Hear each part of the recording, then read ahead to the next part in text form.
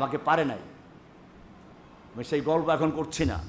গুলি করতে নিয়ে গেছে, খালি একটা বলেছি, তোরা যার সৈনিক, যাদের নির্দেশে কাজ করছিস, জেনে রাখবি আমি আল্লাহর সৈনিক, কিয়ামতের মাঠে তোদের সঙ্গে আমার দেখা হবে ইনশাআল্লাহ। আর শুধু কিয়ামতই না, যদি বুকের পাড়ায় গুলি কর, তোরা এলিয়ন না আসমান থেকে আসো নাই, এই বাংলাদেশের ভূখণ্ডে তোদের স্ত্রী সন্তান আছে, বাড়ি ঘর আছে, যদি রহমানি একটা গুলি খায় তোদের গোষ্ঠী সদ্য গুলি করে উড়িয়ে দেওয়া হবে ইনশাআল্লাহ। এক ভয়ে কি গুলি করবে, কে তাড়াতাড়ি পালাও লিয়া, এর নিয়ে ঝামেলা করার দরকার নাই।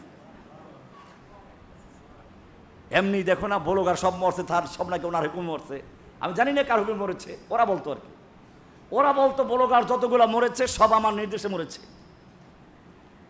আমি না করতাম না, যাতে ওদের কলিজা ভয় থাকে। আমি বললাম বলোগার যদি আমার কথায় মরে থাকে, জেনে রাখবি রহমানির কথায় যদি বলোগার যদি মরে থাকে, রহমানির কথার ভিত্তিতে, তাহলে রহমানের উপরে যারা আঘাত করবে তাদেরকে আসমান থেকে জমিনের নিচেতে খুঁজে বের করবে ইনশাআল্লাহ। কোনো গর্ত থেকেও পালাতে পারবি না। ভয় পেয়ে গেছে, কিসের গুলি করবে? আমরা সৈনিক কার? ভয় রাখবেন, মনে সাহস রাখবেন। ওয়ালিল্লাহি জুনুদুস সামাওয়াতি ওয়াল আরদ, আল্লাহর সৈনিক। এটাই হচ্ছে ইন্নাকা লামিনাল মুরসালিন, নিশ্চয় আপনি মুরসালিনদের একজন, আপনি সাধারণ কেউ নন, আপনি আল্লাহর পক্ষ থেকে প্রেরিত। সাধারণ কথা এটা, মুরসালিন রাসূল বলা হয় না, মুরসালিন বলা হয়েছে। আমি এই ব্যাখ্যা দিতে অনেক সময় লাগবে। এরপরে চিত্র তুলে ধরা হচ্ছে তানজিল আল আজিজুর রহিম। এই কোরআন আজিজুর রহিম, আজিজ মহাপরাক্রমশালী, আল্লাহর পক্ষ থেকে নাজিলকৃত, আর রহিম আবার তিনি দয়ালু। এরপরে সামনের দিকে আছে ইন্না জাআলনা ফি আনাকিহিম আগলালান, আমি তাদের গলায় তক পরিয়ে দিয়েছি, বেড়ি পরিয়ে দিয়েছি। আমাকেও বেড়ি পরাইছে ওরা কোমর পর্যন্ত, আর আল্লাহ ওদের পরাইবেন কোন পর্যন্ত? গলা পর্যন্ত। এখন দেখেন না ওই যে গলা বন্ধ পড়াইছে, ওদের হেলমেট পরাই দেয় এভাবে, এখন গলা এরকম থাকে, ওটা আল্লাহ বলেছেন।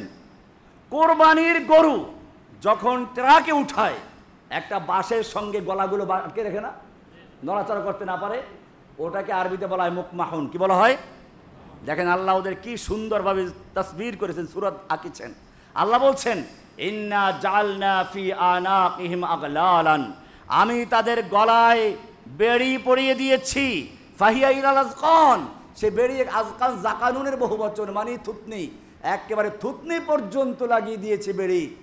ফাহুম মুকমাহুন, এখন তারা ওই সেই বাঁধা গরুর মতো ঘাড় উঁচু করে আছে, মাথা উঁচু করে আছে, নিচু করতে পারে না।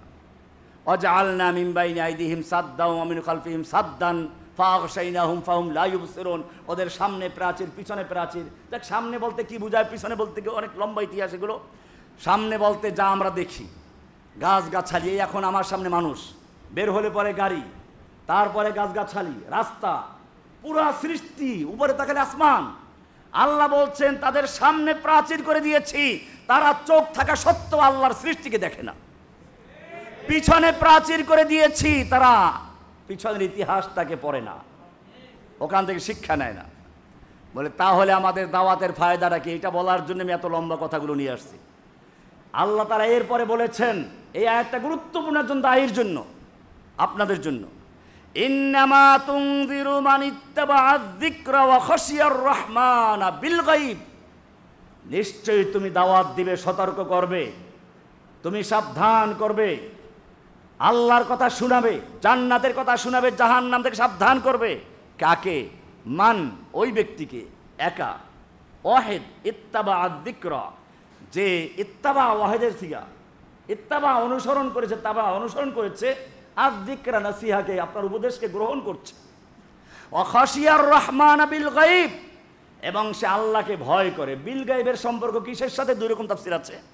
বিল গায়েব মানে হচ্ছে আল্লাহকে না দেখে, আর একটা হচ্ছে বিল গায়েব মানে সে অদৃশ্য থেকে, তার মানে সে হয়তো কখনো স্লোগান দেয় নাই, সাবিলুনা সাবিলুনা আল জিহাদ স্লোগান দেয় নাই, কখনো হয়তো রহমানের লেকচার শুনে ঠিক বলে চিৎকার মারে নাই, চুপচাপ বসে আছে, কেউ তাকে চিনেও না। ইন্নামা তুনজিরু মান ইত্তাবা, কিন্তু সে কান দিয়ে শুনে, অন্তর দিয়ে বুঝে, চোখ দিয়ে দেখে, তুমি ওই লোকটাকে যে অদৃশ্য, তার মানে সে তুমি তাকে চিনো না, তাকে দাওয়াত দাও, তাকে উদ্দেশ্য করে নসিহত গ্রহণ করো, সে তোমার নসিহত গ্রহণ করবে। অখাশিয়ার রহমান বিল গাইব, সে অদৃশ্য থেকে রহমানকে ভয় করে, তুমি ওই লোককে দাওয়াত দাও। অর্থাৎ তুমি দাওয়াত দিতে থাকো সবাইকে, এর মধ্যেই কোনো একজন আছে যাকে তুমি চিনো না, সে তোমার কথা কান লাগিয়ে শুনছে এবং সে দাওয়াতের কাজ করবে, আল্লাহ তাকে দিয়ে অনেক বড় কাজ নেবেন। তুমি ওই রকম দাওয়াতের কাজ চালাতে থাকো। এদের মধ্যে কেউ একজন আছে, কেউ একজন আছে যাকে তুমি চিনো না, কিন্তু কে চিনে? আসমানওয়ালা চিনেন। জমিনে সে পরিচিত না, আরো সে পরিচিত। জমিনের লোকেরা তাকে চিনে না, তার আলোচনা করে না, আরো সে তার আলোচনা হয়। ইন্নামা তুনজিরু, আপনি হন সেই ব্যক্তি, আমি হই সেই ব্যক্তি। এই ব্যক্তির পাওয়ার কি এবারে শুনুন, আরো সামনে চলুন। আল্লাহ বলছেন ইয আরসালনা ইলাইহিম ইসনাইনি ফাকাযযাবুহুমা, আমি দুইজন রসুল পাঠাইলাম, সেই দুইজন রাসূলকে তারা মিথ্যাবাদী বলে আখ্যায়িত করলো।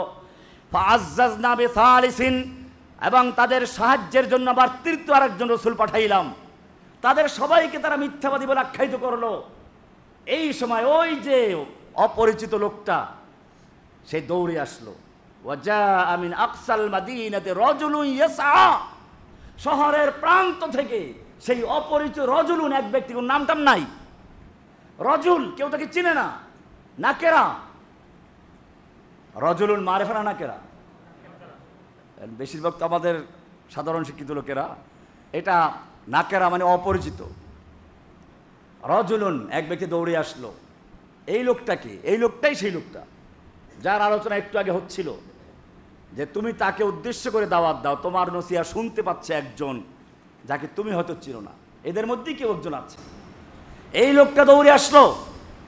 ফাকালা ইয়া কওমি ইত্তাবিউল মুরসালিন, হে আমার কওম, তোমরা মুরসালিনদের কথা শুনো। দেখা গেল এই লোকের কথা অনেক কাজ হয়েছে। কেন? এটা এরকম, আপনারা যারা এই এলাকায় থাকেন, আপনাদের বন্ধু বান্ধবরা আমাকে চিনে না।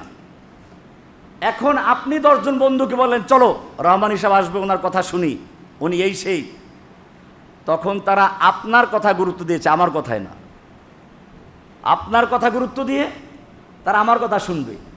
এটাই হচ্ছে এই রজুলের কাজ, এটাই হচ্ছে ওই এলাকার লোকটার কাজ। ইয়া কওম ইত্তাবিউল মুরসালিন, হে আমার কওমের লোকেরা, ইত্তাবিউল মুরসালিন। কথা হচ্ছে, আমি লম্বা তাফসীর করতে গেলে এটাই শেষ হয়ে যাবে। শেষ পর্যন্ত কি হলো দেখেন, এই লোকের দাওয়াতের কাজ চলছে, চলতে চলতে এক সময় হঠাৎ করে আপনি দেখবেন, ইয়া হাসরাতান আলাল ইবাদ মা ইয়াতিহিম মিন রাসূলিল্লাহ কানু বিহি, এরপরে বলতেছে কি, ইয়া কি আছে, ইয়া লাইতা কওমি ইয়ালামুন বিমা গফারা লি রব্বি ওয়া জাআলানি মিনাল মুকরামিন। হায় আমার কওম যদি জানতো আমাকে আল্লাহ কিসের বিনিময়ে ক্ষমা করে দিয়েছেন, কিসের বিনিময়ে আমাকে সম্মানিত করেছেন, আমার কওম যদি জানতো। তো কি হলো, হঠাৎ করে কি হলো যে ক্ষমা, আমাকে আল্লাহ তাআলা জান্নাতে দিয়েছেন, সম্মানিত করেছেন, তার মানে শহীদ হয়ে গেছে। কি হয়ে গেছে? শহীদ হয়ে গেছে।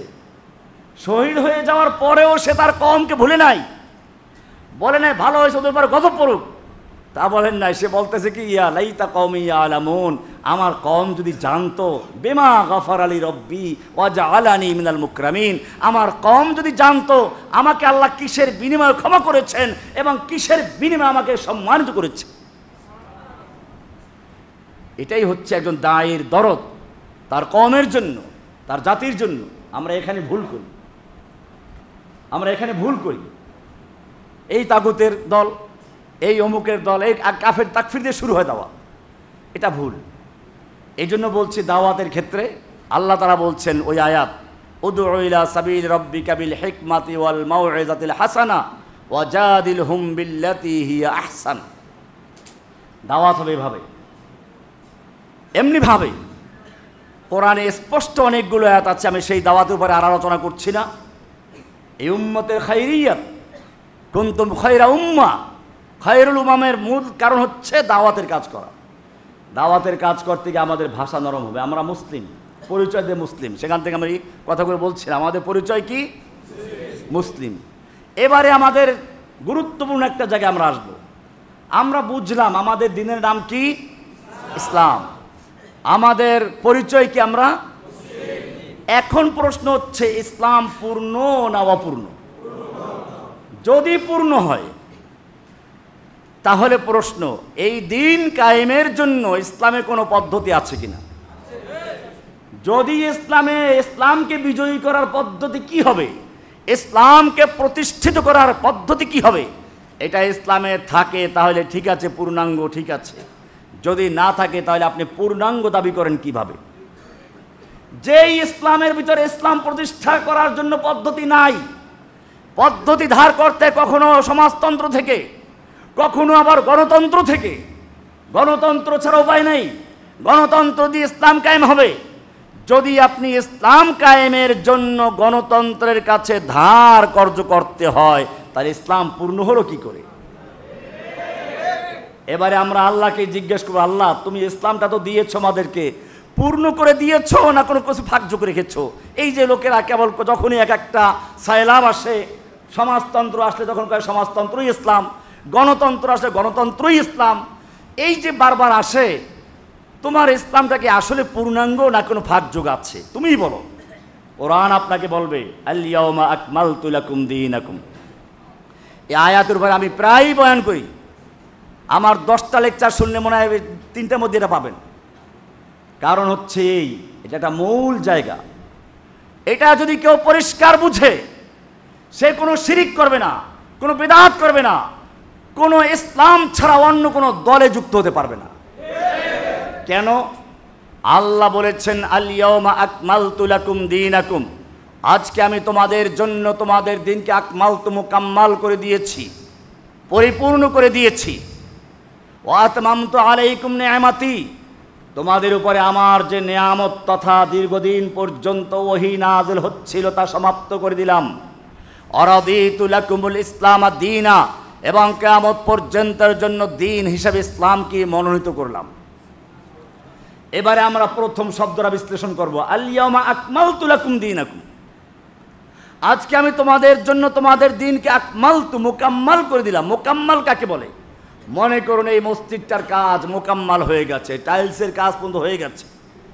এখন একজনে একটা স্বর্ণের ইট নিয়ে আসলো বা হীরকের ইট নিয়ে আসলো, বলল হুজুর এই মসজিদে এই কাজ ইটটা লাগান, অনেক দামি, দেখতে সুন্দর, লাগান এক জায়গায়, লাগান যাবে?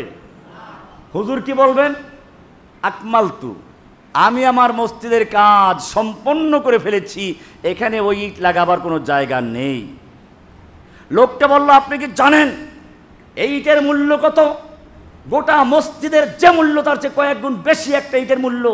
এটা হীরকের ইট, লাগান এক জায়গায়।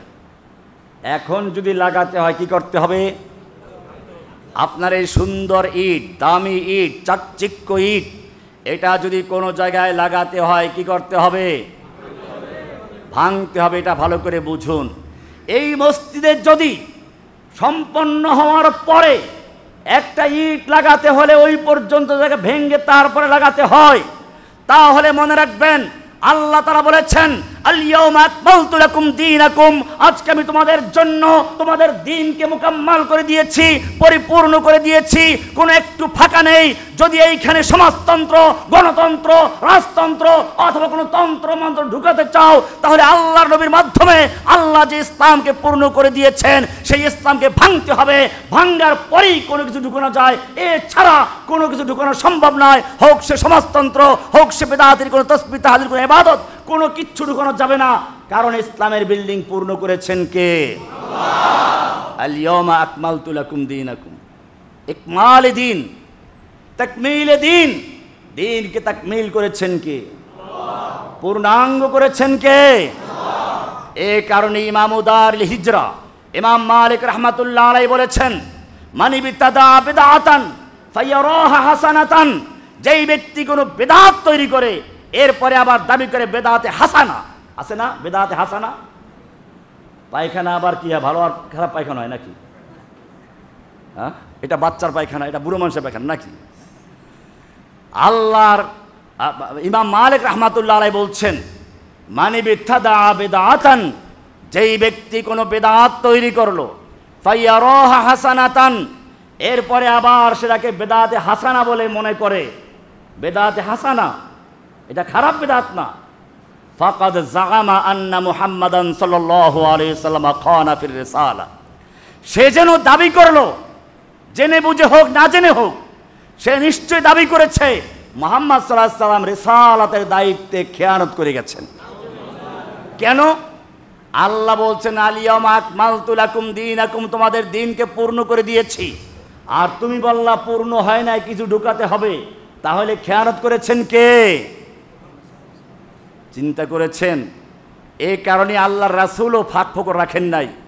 আল্লাহর রাসূলকে আল্লাহ বলেছেন ইয়া আইয়ুহার রাসূল বাল্লিগ মা উনজিলা ইলাইকা মির রাব্বিক, হে রাসূল আপনার প্রতি আপনার রবের পক্ষ থেকে যা নাজিল করা হয়েছে বাল্লিগ, তা পুরোটা পৌঁছে দিন। বাল্লিগ মা উনজিলা, মা লিত তামিম লা মা লিল উমুম, বাল্লিগ মা উনজিলা ইলাইকা মির রাব্বিক, আপনার রবের পক্ষ থেকে আপনার প্রতি যা নাজিল করা হয়েছে আপনি পুরোটা পৌঁছে দিন, কোনো অংশ গোপন করতে পারবেন না।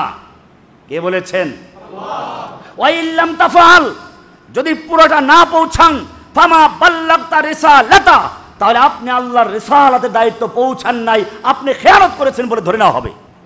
কত কঠিন কথা! সে কারণেই আল্লাহর নবী বিদায় হাজের ভাষণে পরিষ্কার জিজ্ঞেস করেন ইন্নাকুম মাসউলুনা আন্নি, ও আমার সাহাবীরা শোনো, উম্মতরা শোনো, কিয়ামতের মাঠে তোমাদেরকে বিভিন্ন প্রশ্ন করা হবে, তার মধ্যে একটা প্রশ্ন হবে আমাকে নিয়ে। ইন্নাকুম মাসউলুনা আন্নি, তোমাদেরকে আমার সম্পর্কে প্রশ্ন করা হবে। আমাকে আল্লাহ নির্দেশ দিয়েছিলেন বাল্লিগ মা উনজিলা ইলাইকা মির রাব্বিক, তোমার রবের পক্ষ থেকে যা নাজিল হয়েছে তা পুরোটা পৌঁছে দাও। ও আমার সাহাবীরা বলো, আমি কি আল্লাহর নির্দেশ মোতাবেক সবটা পৌঁছিয়েছি? বলো আলা হাল বাল্লাগতু, আলা হাল বাল্লাগতু, আলা হাল বাল্লাগতু, আমি কি ঠিকমতো পৌঁছেছি না খেয়ানত করেছি? আমি কি পৌঁছেছি না খেয়ানত করেছি? তোমরা কি সাক্ষী দিবে বলো। ফামাযা তুরাদ্দুনা রাব্বাকুম, তোমাদের রবকে তোমরা কি উত্তর দিবে, কি বলবে আমার সম্পর্কে, কি সাক্ষী দিবে বলো। সাহাবাকে কি বলেছিলেন? কিছু ভাগ ফোকর আছে নাকি? একদল তো বলে দিল 90,000 কালাম, 30,000